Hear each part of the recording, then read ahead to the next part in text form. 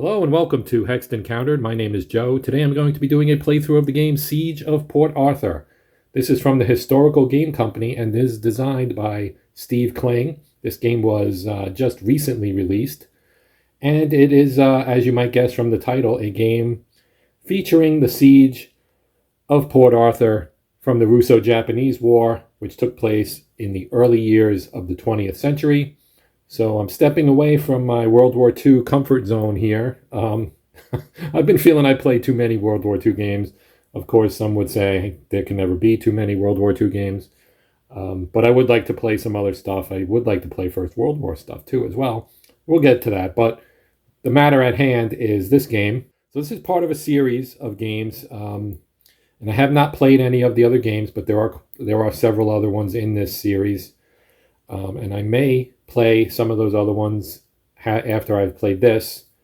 It is a fairly straightforward game. The rules are basically about 3 pages long, three to 4 pages long, and relatively straightforward. So it is essentially a card-driven game in a way, but not entirely. The cards will tell you how many units you can move and attack with in a turn. There are some special events as well on the cards. You get 1 card per turn.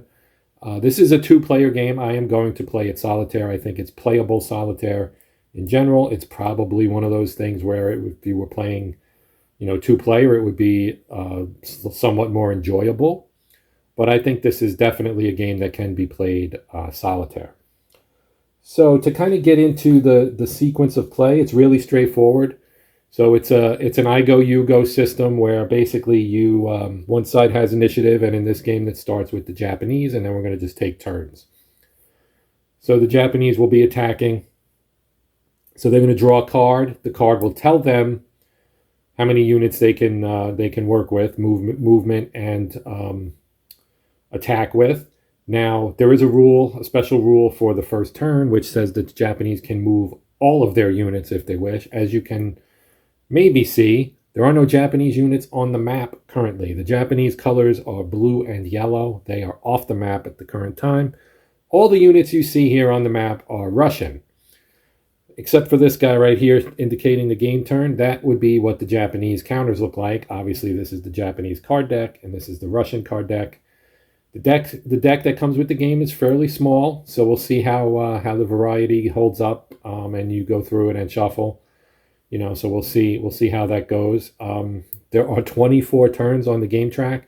The rules indicated that this probably won't take all 24 turns, which is, probably a good thing. As far as the historical background of this, if you're not entirely familiar with that particular piece of military history, the Japanese landed on the Korean peninsula and they cut off Port Arthur, which contained part of the Russian fleet. Port Arthur has strong fortifications, but a small garrison. The Russians assumed they would be relieved in due time. The Japanese soon realized Port Arthur would be difficult to take and brought in a growing stream of men and heavy siege guns. A long, grueling siege ensued. Japanese losses were horrific, but ultimately they were able to penetrate the defensive lines and occupy the hills above the town, forcing a Russian surrender. So the town is here on the map in the bottom. The map, by the way, is a canvas map, which I've never used before. This is my first canvas map, and I think it's pretty cool. Lays pretty flat. There's a little bump in the middle currently, but, generally speaking, pretty smooth. I don't feel like I need to drop, plexi over it or anything. It seems like it's very playable. So here's the town. We have hills, Quail Signal Hill, the Eagle's Nest, and this one is called Naval Ridge. And then this line along here is the fortification line. So everything inside here is basically fortified. And then we have some redoubts out past the fortification. And then each of these cannons are in a fort, essentially. So this is a fortified location. Obviously, there's a lot of artillery here and a good number of infantry, but the Russians are going to be outnumbered by the Japanese in this game. So that's our historic background. this is as the game mentions an interesting siege. It's an interesting event to game, as the rule manual says, which I'm assuming was written by Steve Kling. So basically, we're going to get started, and I'll kind of talk about the mechanics as I play, because this game could take up to 90 minutes or so to play. We'll see how things go in terms of how long I actually do play. But I'm going to draw my first Japanese card here. And so it says Observation Balloon. So move 7 units, which we know doesn't matter. I can move them all if I want to. And then attack, we can attack with 5 Japanese units. And our special rule is all artillery units may attack twice and add +1 to all attacks per turn. So in the rule book, it says that when you get this attack that adds 1, it adds 1 to the attack. So if I combine the fire of 2 artillery units, that would not be +1 and +1. It would just be +1. When you do combine fire by units, each additional unit adds +1 to the die roll. The way the game's combat works is you have ranged combat where you're more than 1 hex away, and then you have close combat where you're in the adjacent hex. There are zone of controls for each unit that extends 1 hex all the way around it, and that obviously has effects on the enemy as they move in.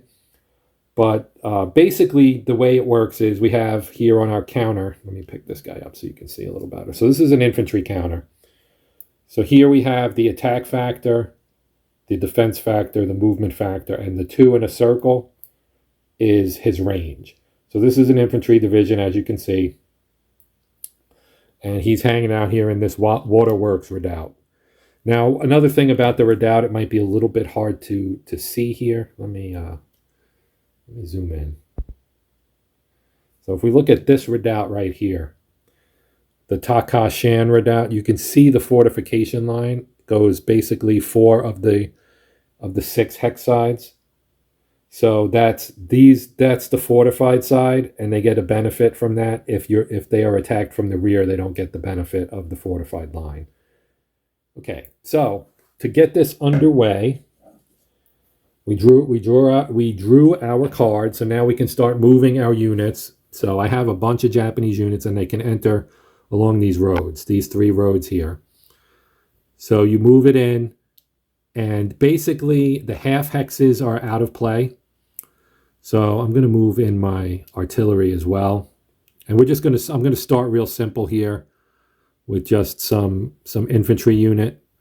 Now the hex you enter on, the entry hexes, it's the same as clear or road hex. Okay, so on a road hex, it's basically you get two hexes for 1 movement point, right? So his movement point is 3. They're all 3 actually in this event. So the one that would be more would be like a cavalry unit. Like here we have a Cossack. He's got a movement factor of 6. You can see that the fortification artillery all have 0. The Russian infantry all have 3, and so on and so forth. And then they have a protected cruiser as well, the Novik, which will be out here either in Tabqi Bay or Port Arthur Bay, and can move between the 2 of them, costing 4 hexes per move. So we'll see that as we go along. So this would count as 1/2 movement point because they're all on a road. As long as I stay on the road, it'll continue to be a half a movement point. So let's say we go here, that's 1. Then here would be 2. And here would be 3. I'm trying not to move the map too much with my big mitts here, which is why I should probably use tweezers, right? So this guy is not, his range is 2. This guy's range is 2. They can't fire at each other. Line of sight also exists. So towns, hills, the fortification line here, all impact line of sight. So I'm going to take my artillery. So again, that's half, 1, 1.5, 2. And you would also have to stop here in the town, but because we're on a road, we don't have to. Actually, now I think about it, I might just leave him here because he's 1, 2, 3, 4 away. He can attack this hex. He could also attack this hex. And because of our card, all of our Japanese artillery can attack twice, it says. So I probably won't attack with infantry because it's going to be hard to get the infantry up close. I guess I could probably get the infantry close enough to attack here. But that might be it because the other ones, even over the road, are going to be too far to get to. So we'll take this guy and he'll go half, 1, 1.5, 2, 2.5, 3. So he actually is close enough to attack and vice versa. And there's a part of the sequence of play, because I didn't go through the whole thing like a dunce. But basically the sequence of play is you draw your card, then there's movement phase, defensive fire phase. So basically opportunity fire, kind of. You know, if we were talking like squad level tactical or platoon tactical kind of thing, you would have, they moved so you can fire at them kind of thing. Except it doesn't prevent these guys from firing on their turn. So there's no real downside to it, except that you can only do it twice, I think. And I'll have to look that up in the rules, but I think it's only twice. 3. 3 units can fire in defensive. So we have 1 here. There is a stacking limit, 1 hex, 1 unit per hex, so pretty straightforward. So we're going to take our other artillery unit, one of our other 2, and we're going to put him here, and that'll be half, 1, 1.5, 2.5. And he has to stop because he can't get into the same hex with this guy. So because he's artillery, he has line of sight through the friendly unit as well, so he could also fire. And so now we'll take another infantry unit. Well, maybe I'll take this is the disorganized side. So if when you're in combat, if you lose the die roll by 1, you become disorganized and have to retreat 2 hexes. If you lose by 2, you get eliminated, but this is the disorganized side. So and basically the only thing they can do with this is defend. So we can have 1 attack here. We can have 1 attack here. We can also have an attack here. That's 3. I have more artillery. I have this big naval artillery that there's several of these actually that I could probably bring in too, and they have a 3 attack factor. So I will probably do that, right? Why not? Half, 1, 1.5, and you can only move 1 more. We'll move here. For now, I don't think he's going to be able to attack because 1, 2, 3, 4. Oh, he can attack here, but I think the town will block his line of sight. Let's see, who else do we want to move? Half, 1, 1.5, 2.5, 3. 1, 2, 2.5. So he's here. Now he can do a close attack there. There is a terrain benefit for this guy that makes it a little dicey, to say the least. I'm just kind of lining them up. They're going to also be able to attack me, of course. Because if you come in here, you can go half, 1.5, 2.5, and stop. Because once you get off the road, it's a full movement point. So we'll go half, 1.5, 2.5, and stop. Half. All right, so now they can do defensive fire. So I'll flip my hat to the Russian side here. And we will say we're going to attack. What do we want to attack? So let's start here because they can attack here, here, or here. I suppose it doesn't really matter all that much. Let's attack this guy. All right, so when you do combat, he's got an attack factor of 2. He's got a defense factor of 6. If his die roll, if he rolls a 5, that would be 2 plus 5 is 7, which would be 1 more. So this guy would become disorganized. If he rolls a 6, plus 2 is 8, that's 2 more, and that would eliminate the unit. So let's see what we get here. And we get a 3, which is nothing. Okay, so he's been used. Now we'll do this guy here, and we'll do the same thing with this unit. he gets a 5. So what the 5 does is it disorganizes him, and he has to retreat 2 hexes. So he'll just retreat 1, 2. He'll retreat there. So that's 2 attacks. We get 1 more. We can have our artillery attack somebody because none of these other infantry have any range to do it. So let's take this one and have him attack here because the range is 1, 2, 3, 4, so he can do it. So his firepower is also a 2. So roll again, and we got a 1, so no effect. So that's our 3 defensive fire phases. Now you can't move or anything. All you can do is fire. So next, we'll do our attack phase, the Japanese attack phase, the combat phase. So now they've already moved, and you can move and fire. Okay? So we lost our close combat attack here, which would have let us actually capture this hill if it had been successful, of course. But we are limited to 5 units. These guys are going to be tough nuts to crack because they get a +2 defensive bonus if we're attacking along any of the fortification lines, which we are based on where our units are currently. So we probably need to do some combined attacks. Now I have 5 units I can fire with, and the artillery units can attack twice, or 5 units that I can attack with. I said fire, but attack, same thing, kinda. So what I'll do is I'm going to do a combined attack. Okay, so I have a naval heavy artillery here with a range of 6 right here. If I combine that with this guy, who's 2 away, and he's 6 away, 1, 2, 3, 4, basically 4, then that could be 1 combined attack, which is 2 units. So that would leave me with 3. But then this guy could also fire again on his own. So we'll do that because that will give me 3 + 1 is 4, plus another 1 from this guy would be 5. And so he's getting a +2 here, but a +5 against an 8 gives me a decent chance. So that's what we're going to do here. And we rolled a 3. So a 3 + 5 is 8.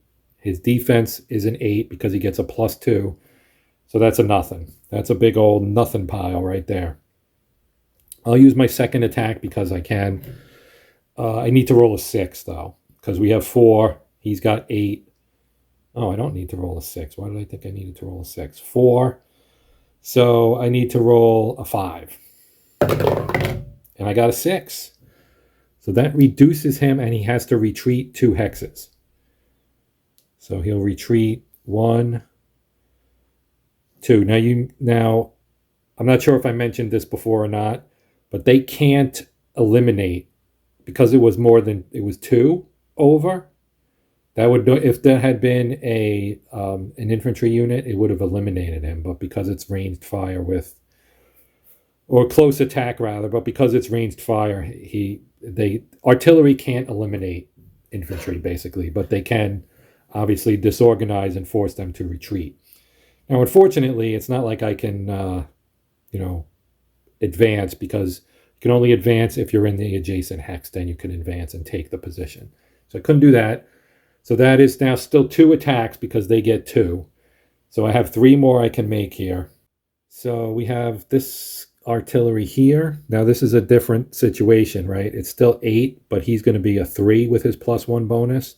So I'll need a 5 to tie, and a 6. I'll have to roll another 6 to actually do something here. And look at that, we got a 6 again. All right. So he will also have to retreat 2. So we'll send him here. All right, so now that's a little better. We're looking a little, we're doing something here at least. Now we'll do a third combo attack, and this will be my last 2 units because that is 3. So this will be 4 and 5, and he can fire twice if I need him to. So we got a 1. Well, doesn't matter who the primary is, but it's going to be the artillery for the bonus. So 2 + 1 is 3, plus another 1 is 4. His defense is an 8, so we need a 5 to make him retreat. And we didn't get it this time. We got a 3. So that's going to be the end of my turn, as the Japanese, I should say, the end of the Japanese turn. And so we did get 2, and they got 1 on their defensive fire. So now we draw a card.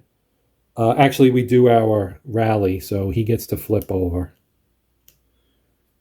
And he gets to flip over, and he will be available for our next turn. So rally is automatic. Basically, the penalty for rallying is if it happens to you on the opponent's defensive fire, then obviously your guy can't participate in an attack, plus he has to retreat.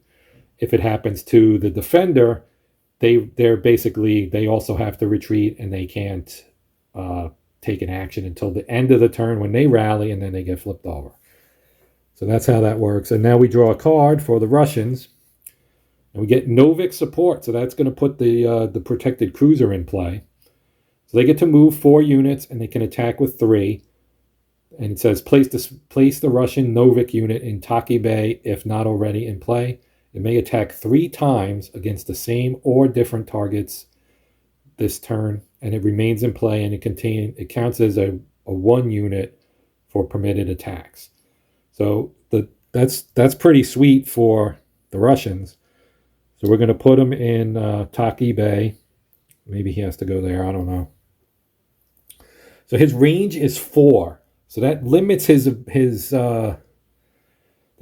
usefulness a little bit, because even if he moves here, 1, 2, 3, 4, there are no Japanese units in play, so he's not actually going to be able to attack. What he can do is move, but the usefulness of the cruiser this early is a little limited because there's nowhere for him to actually make an impact yet. Okay, so now from the Russian side, we have to think about how we want to handle the moving our units and trying to kind of, do something defensively with this, with the Japanese having knocked 2 units back. I'm almost thinking maybe we shouldn't even bother moving. I could, in theory, take this guy and move him up the road and put him here, so maybe we'll do that. And, of course, that also puts him under this gun, but, we'll take our chances, I guess, is what I'm saying. Now, as far as other things, I have my Cossack unit here. I can move him out along the road, because he's got a movement factor of 6, so we could go 1, 2, 3, and put him up here. I don't know if that's a good use for a cavalry unit.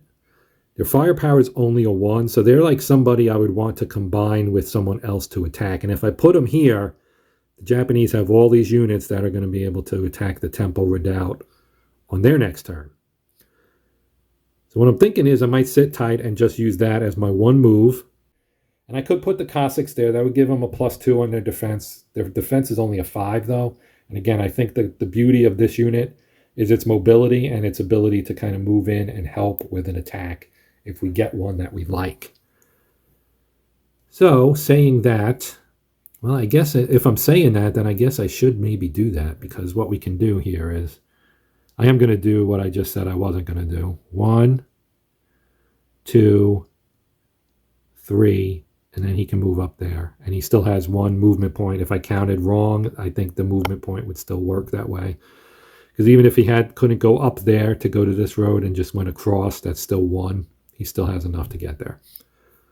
So I'm going to move those 2, and then we'll stop, and we're going to let the Japanese attack now. Hope that these 2 don't lose anything, because I'm going to use these 2 to fire. And see if we can break some of this up over here. That's the plan from the Russian side. So now we have the Japanese defensive fire. So obviously they're going to do it. They have 3 units that can fire. What we're going to do is we have our naval artillery up here. I'm going to fire with it. Might as well. And we'll take on the Cossacks. So he's 3. And he's firing on a 7. So we need a 5. And we got a 4. So that's 1 fire down. No effect. Now, if this guy fires, he needs a 6 to do any damage. So we're going to take a shot at it anyway. And we get a 1. And now we'll take a shot with this artillery at this redoubt. And again, we're going to need a 6. And we get a 5, which would be nice, except that it's not a 6. So no impact from the defensive fire. So now we have the Russian attacks. we're going to combine fire with these two. That'll be 2 of our 3 attacks. And we're going to attack this guy right here because he's right 2 hexes away from both.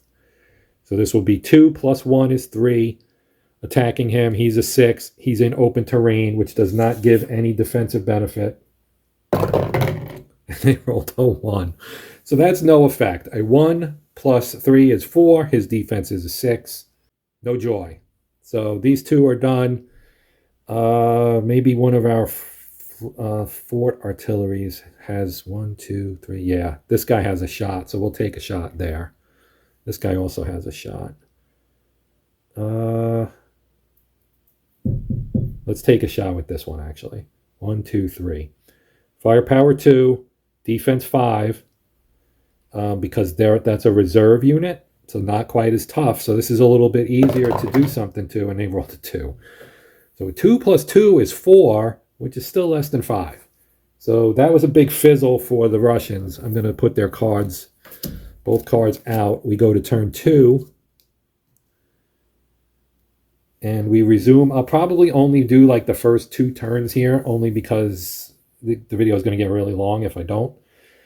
So we'll just pick this up. We'll draw a card for the Japanese. We get Blinding Snowstorm, and that's not helpful. 5 Japanese moves, 4 Japanese attacks. All Japanese units may only move 1 hex. That is brutal. All right.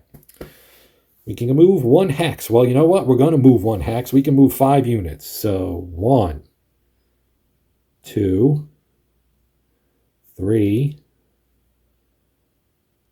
4. Let's move him up.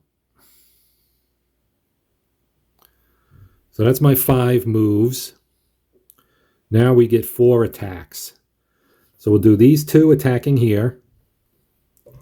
So that's 2 plus 1 is 3. Attacking the Cossack. So his defense is a 7. So we need a 5 to make him retreat, and we need a 6 to eliminate him. And we get a 2, so nothing. Same thing here. 3 attacking a 6 this time. So we'll need a, well, it's an 8 actually. So it's 3 attacking an 8. So we need a 6.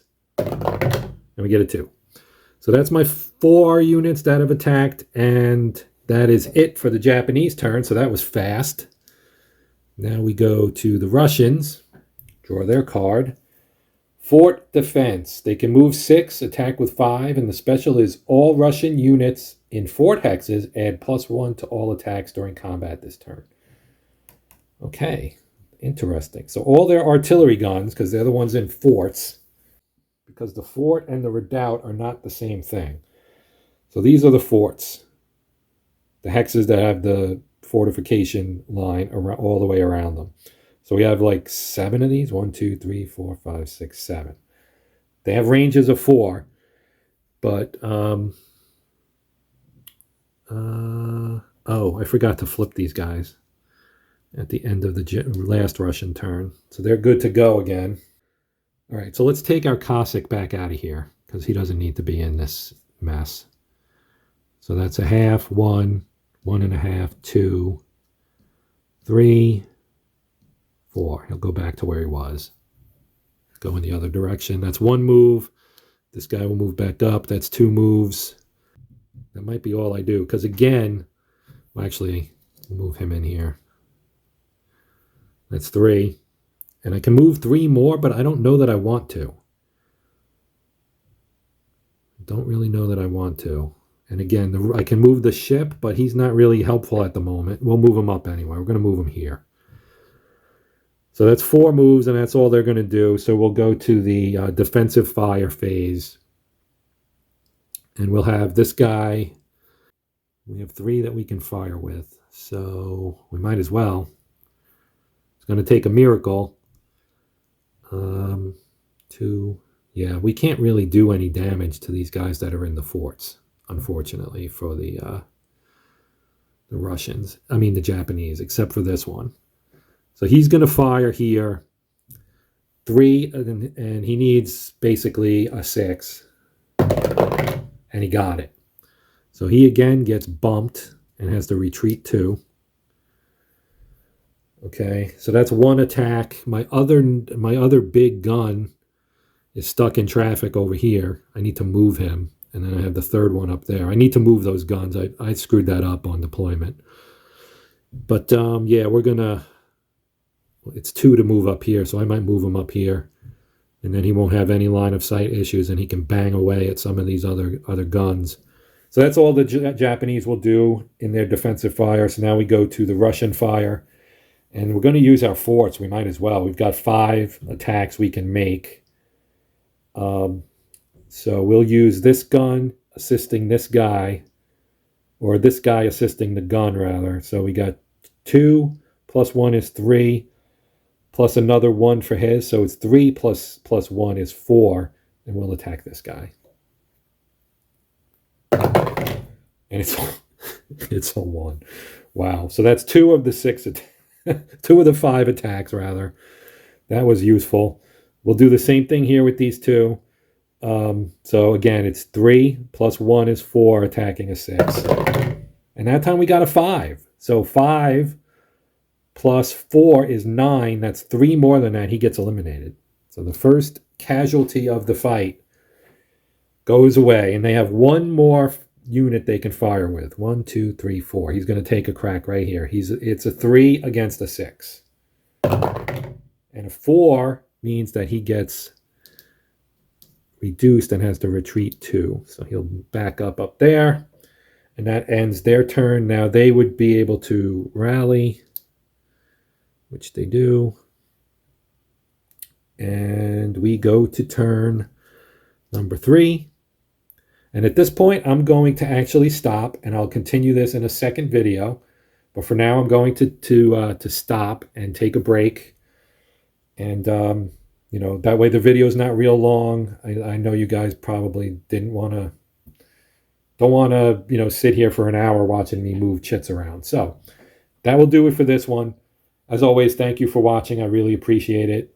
Please consider liking, sharing, subscribing. If you would help support and grow my channel, that would be much appreciated. Even if you don't, I hope you enjoyed the video, and we'll come back for more.